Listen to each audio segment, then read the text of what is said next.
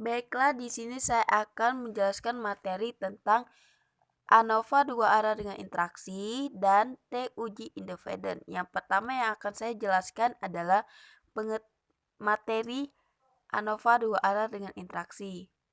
Pengertian ANOVA dua arah dengan interaksi yaitu merupakan ANOVA jenis ketiga dan juga terakhir dibahas untuk materi ANOVA. Jenis lainnya yaitu ANOVA satu arah dan ANOVA dua arah tanpa interaksi. Untuk ANOVA dua arah dengan interaksi ini sedikit agak rumit dalam perhitungannya, tapi yang penting adalah konsep dari ANOVA dua arah dengan interaksi. Langkah-langkah pengujian klasifikasi dua arah dengan interaksi adalah sebagai berikut. Pertama, menentukan formulasi hipotesis. Kedua, menentukan taraf nyata, alfa, dan F-tabel. Yang ketiga, kriteria pengujian. Yang keempat, membuat analisa varian dalam bentuk tabel ANOVA. Dan yang terakhir, membuat kesimpulan. Kita langsung ke contoh soal. Berikut ini adalah sekolah lanjutan yang terdiri dari 3 universitas ternama yaitu Unpad, Unsri, dan UGM. Terdapat keempat fakultas dari masing-masing universitas. Observasi yang dilakukan oleh Departemen Kementerian Pendidikan menghasilkan data sebagai berikut. Dengan taraf nyata 1%, ujilah hipotesis berikut ini. A. Adakah perbedaan data rata-rata untuk ketiga universitas? B. Adakah perbedaan data rata-rata untuk keempat fakultas tersebut? C. Adakah interaksi antara universitas dengan fakultas yang ada di universitas tersebut? Kita langsung ke contoh ya. Yang kita cari adalah kita jumlahkan dari 60 ditambah 58 ditambah 59 ditambah 62.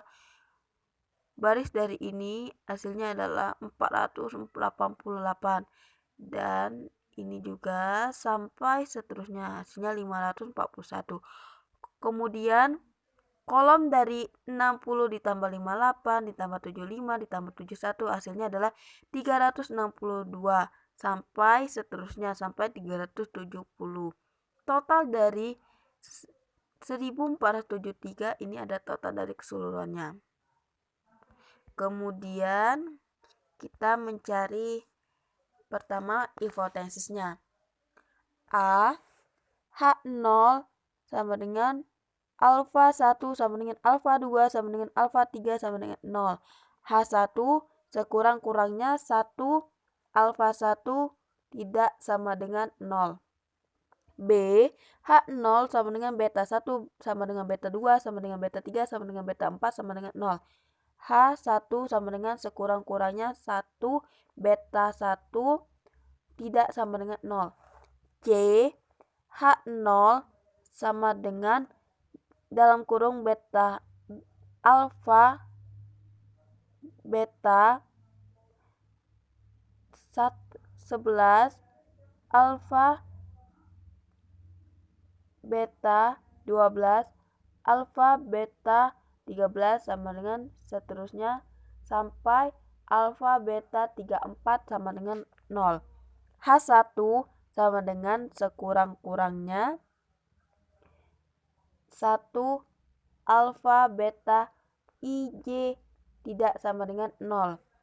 2. Jarak nyata atau F-tabel. Alfa sama dengan 1% sama dengan 0,01.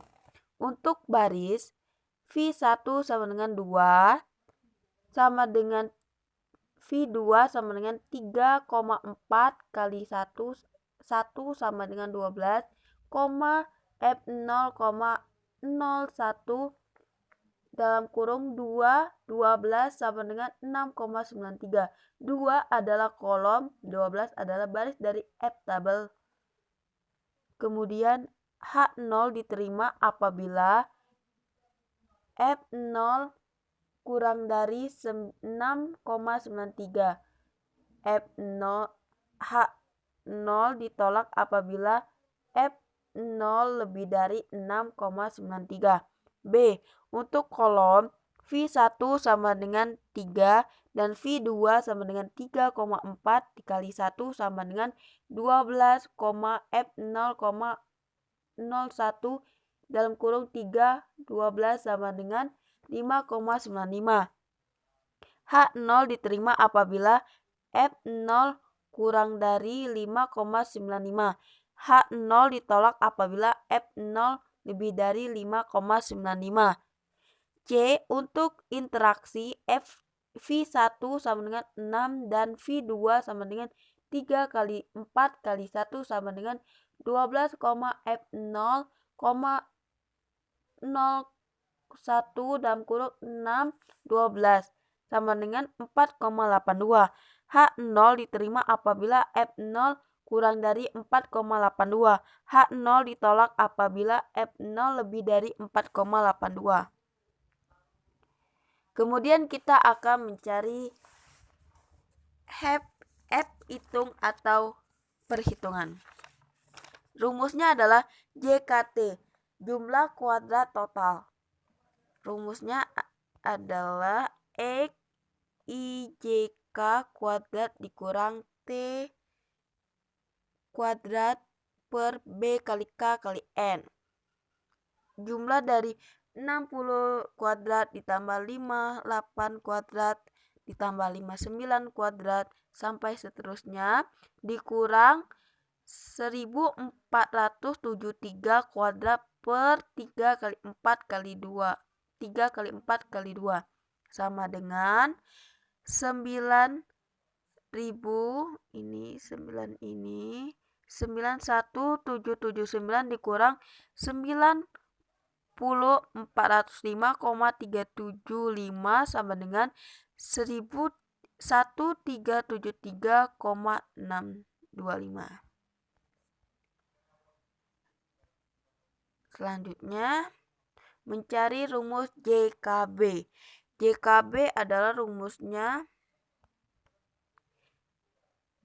T1 kuadrat per K kali N dikurang T kuadrat per B kali K kali N sama dengan 488 kuadrat ditambah 541 kuadrat ditambah 444 kuadrat per 4 kali 2 dikurang 1473 kuadrat per 3 kali 4 kali 2 sama dengan hasilnya ini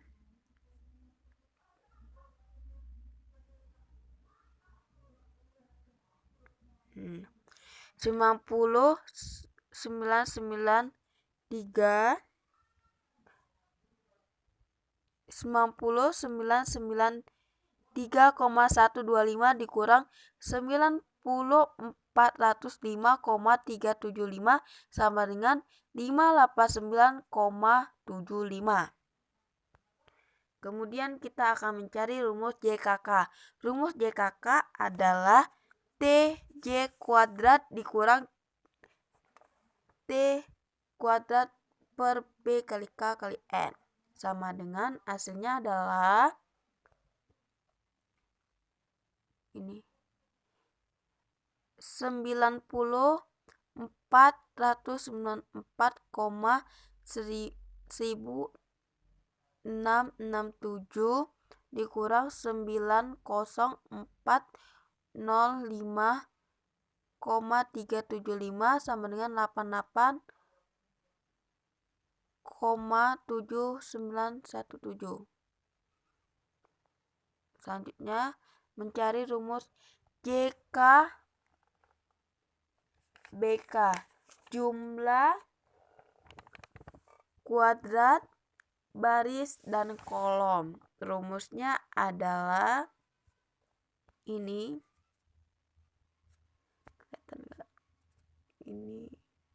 maaf ya dicoret, TIJ kuadrat dikurang IT1 kuadrat TI kuadrat per kali K kali N ditambah T kuadrat per B kali K kali N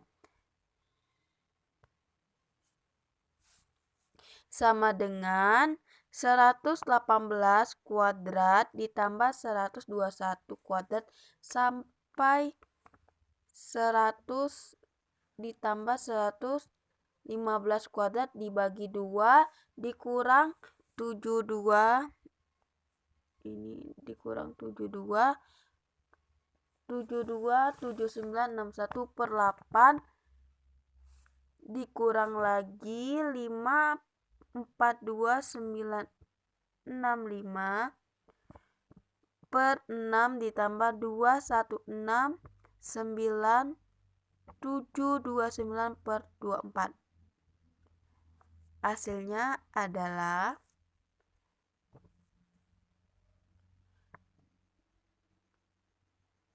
91.493,5 dikurang 90.995,125 dikurang 9494,167 ditambah 94 ditambah 9405,375 sama dengan ini hasilnya 409,583. Kemudian kita mencari rumus JKE. Rumus JKE sama dengan JKT dikurang JKB dikurang JKK dikurang JKBK sama dengan 1373,625 dikurang 589,75 dikurang 88,7917 dikurang 409 dikurang 583 sama dengan 285,5003. Kemudian kita mencari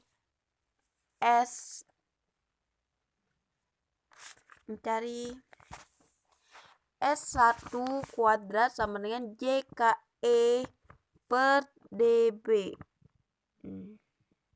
sama dengan JKB per B dikurang 1 sama dengan 589,75 per 3 dikurang 1 sama dengan 294,88. Kemudian S2 kuadrat sama dengan JKK yang ini JKK per DK sama dengan JKK per K kurang 1 sama dengan 88,7917 per 4 dikurang 1 sama dengan 29,60. Selanjutnya S3 kuadrat sama dengan JKBK per D kali K kali B sama dengan JKBK per dalam kurung K kurang 1 B kurang 1 sama dengan 409,583 per dalam kurung 4 kurang 1 3 dikurang 1 sama dengan 68,26.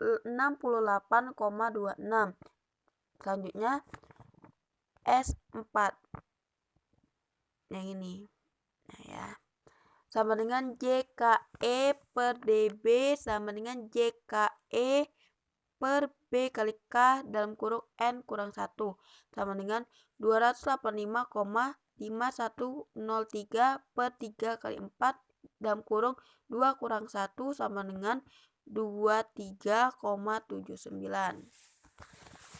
Selanjutnya kita mencari F1 sama dengan S1 kuadrat per S4 kuadrat sama dengan 294,8 per 23,79 sama dengan 12,39 sehingga F hitung kurang dari F tabel lebih besar, salah 12,39 lebih besar 6,93. Jadi H A0 ditolak. Selanjutnya mencari F2 sama dengan S2 kuadrat per S4 kuadrat sama dengan 29,60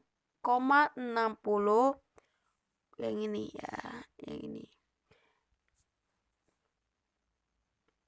per 29,60 per 23,79 hasilnya adalah 1,24 sehingga F hitung kurang dari F tabel. Jadi 1,24 kurang dari 5,95.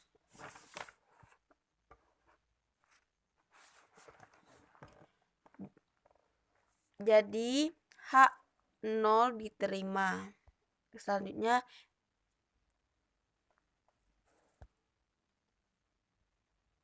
F3 S3 kuadrat per S4 kuadrat sama dengan 68,26 per 23,79 sama dengan 2,87 sehingga F hitung kurang dari F tabel 2,87 kurang dari 4,82. Jadi H0 diterima. Kesimpulannya adalah A karena F0 sama dengan 12,39 lebih besar dari F0,01 dalam kurung 2 sama dengan 6,93 maka H0-nya ditolak. Jadi ada perbedaan data rata-rata ketiga universitas. B karena F0 itu sama dengan 1,24 kurang dari F0 01 dalam kurung 3,12 sama dengan 595 maka H0 diterima. Jadi tidak ada perbedaan data rata-rata untuk keempat fakultas tersebut. Nah, karena F0 sama dengan 2,87 kurang dari F0,01 dalam kurung 612 sama dengan 9,84 H0-nya diterima. Jadi tidak ada interaksi antara universitas dengan fakultas yang ada masing-masing universitas. Kemudian selanjutnya uji T independen. Uji T independen merupakan salah satu cara untuk mengetahui apakah dua kelompok sampel memiliki perbedaan rata-rata secara signifikan atau tidak, di mana data tersebut diambil dari data responden berbeda. Contohnya, apakah ada perbedaan data rata-rata kolesterol antara orang desa dan orang kota. Uji T independen varian sama. Untuk mengetahui varian sama atau perbedaan dilakukan dengan uji homogenitas varian. F sama dengan S1 kuadrat per S2 kuadrat DF numerator sama dengan N1 kurang 1. Denominator sama dengan N2 dikurang 1. Cara menentukan S1 dan S2 sama dengan standar deviasi yang lebih besar menjadi pembilang, standar deviasi yang lebih kecil menjadi penyebut. Pembilang untuk selanjutnya menjadi kelompok 1, penyebut untuk selanjutnya menjadi kelompok 2. Selanjutnya, apabila nilai F memiliki p-value kurang dari 0,05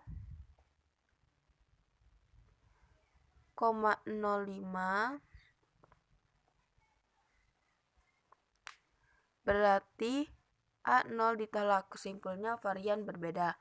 Apabila nilai F memiliki p-value lebih besar dari 0,05 berarti H0-nya gagal ditolak. Kesimpulannya varian sama. Kemudian langsung ke rumus. Uji T independen varian sama. T sama dengan X1 atau X bar dikurang X2 per SP akar 1/6 1 ditambah ini 1/6 2 SP sama dengan akar dalam kurung N1 dikurang 1 S1 kuadrat ditambah N2 dikurang 1 S2 kuadrat per N1 ditambah N2 dikurang 2. X1 adalah rata-rata kelompok 1, X2 adalah rata-rata kelompok 2, N1 jumlah kelompok 1, N2 jumlah kelompok 2, dan SP standar deviasi rata-rata. Selanjutnya mencari uji T indivarian berbeda. T sama dengan X1 kurang X2 akar S1 kuadrat 2 per N1 ditambah S2 kuadrat per N2. DF-nya itu adalah S1 kuadrat per N1 ditambah S2 kuadrat per N2 dikuadratkan lagi per dalam kurung S1 kuadrat per N1 dikuadratkan dibagi N1 dikurang S1 dikurang 1 ditambah S dalam kurung S2 kuadrat per N2 dikuadratkan lagi dibagi N2 dikurang 1. Kita langsung contoh soal.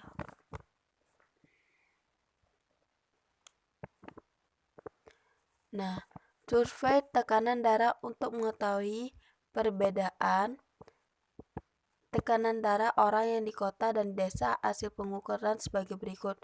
Kota sama dengan 10, X sama dengan 150, S sama dengan 22. Jadi 10 itu sampel dari yang ada di kota dan 150 itu tekanan darah. Dan yang S definisi itu sama dengan 22.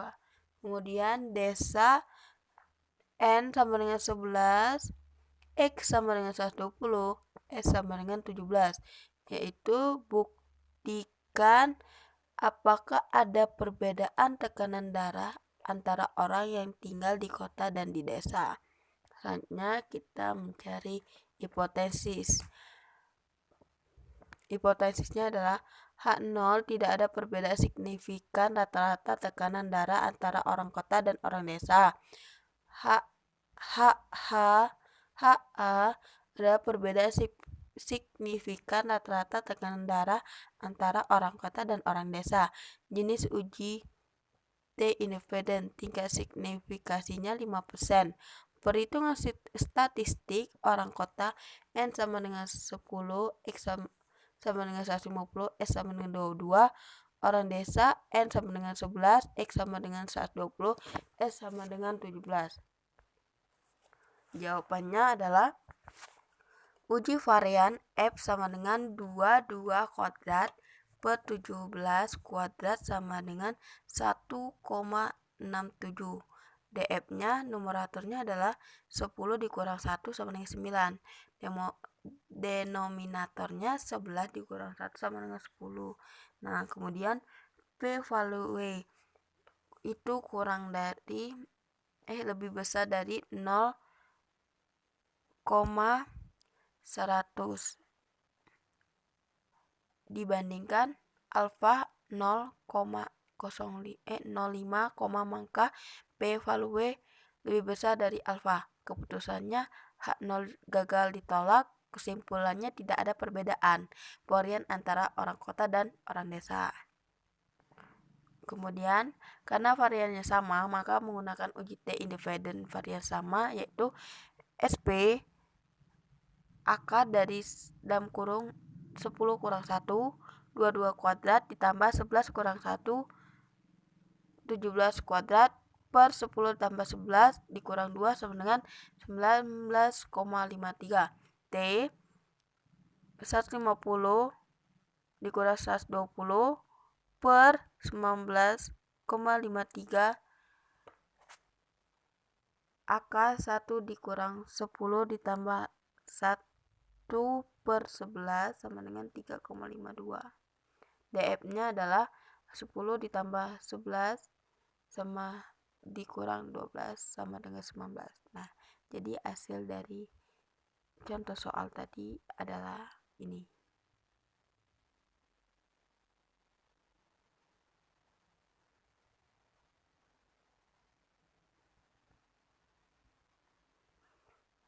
Baiklah, terima kasih. Maaf jika penjelasannya kurang tepat. Saya ucapkan terima kasih. Assalamualaikum warahmatullahi wabarakatuh.